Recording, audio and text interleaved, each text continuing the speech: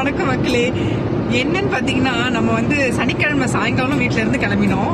2 நாள் லீவுங்கிறதால ஒரு ஆன்மீக பயணம், ஒரு சின்ன ஆன்மீக பயணம் போலாம் அப்படின்னு சொல்லிட்டு ஸோ ஆரம்பிச்சது வந்து பாத்தீங்கன்னா எறும்பு சித்தர் சமாதியில இருந்து நாங்க ஆரம்பிச்சோம்.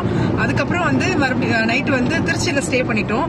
திருச்சியில ஸ்டே பண்ணி சமயபுரம், மறுநாள் காலையில ஞாயிற்றுக்கிழமை காலையில சமயபுரம், ஸ்ரீரங்கம், அதுக்கப்புறம் நிறைய சமாதிகள் பார்த்தோம். ஹரிச்சந்திரர் கோவில், அதாவது காசியில இருக்கிற மாதிரியே இங்க ஒரு சுடுகாட்டுல ஒரு மயானத்துல ஹரிச்சந்திரர், பின்னாடியே கால பைரவர் பார்க்கும் போதே பயமாயிருச்சு. நாங்க அது கோவில் நினைச்சுதான் ஃபர்ஸ்ட் உள்ள போனோம்.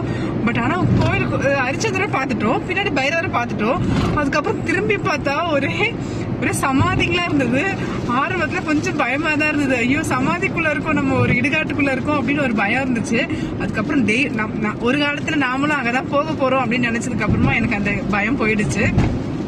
ஸோ இந்த மாதிரி அதுக்கப்புறம் நிறைய சித்தர்களுடைய சமாதி, ஜீவ சமாதியில் நிறைய பேர் பார்த்தோம். ஸோ இன்னைக்கு ஞாயிற்றுக்கிழமை, நேற்று நைட்டு புவனேஸ்வரி கோயில், வெக்காளியம்மன் கோயில், புவனேஸ்வரி அம்மன் கோயில் எல்லாம் பார்த்து முடிச்சிட்டோம்.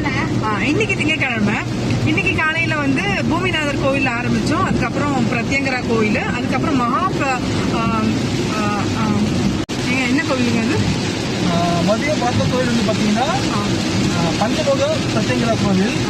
அதுக்கப்புறம் திருப்பி வர வழியில கல்லல் அப்படிங்கிற இடத்துல வந்து பார்த்தீங்கன்னா ஸ்ரீ மகா உக்ரா பத்ரிங்க கோவில் பார்த்துட்டு இப்போ கிளம்புறோம். இப்போ மணி வந்து பார்த்தீங்கன்னா மணி 4.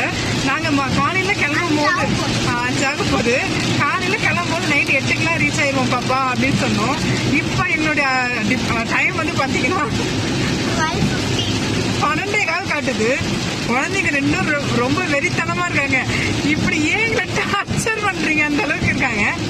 சாமியை நல்லா வேண்டுவாங்க, பட் டைமுக்கு வீட்டுக்கு போயிடுவோம். ஏன்னா நாளைக்கு ஸ்கூலுக்கு போகணும், நாங்களும் வேலைக்கு போவோம்.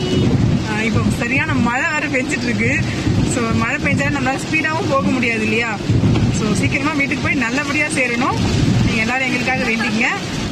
நல்லதே நினைங்க, நல்லதே நடக்கும்.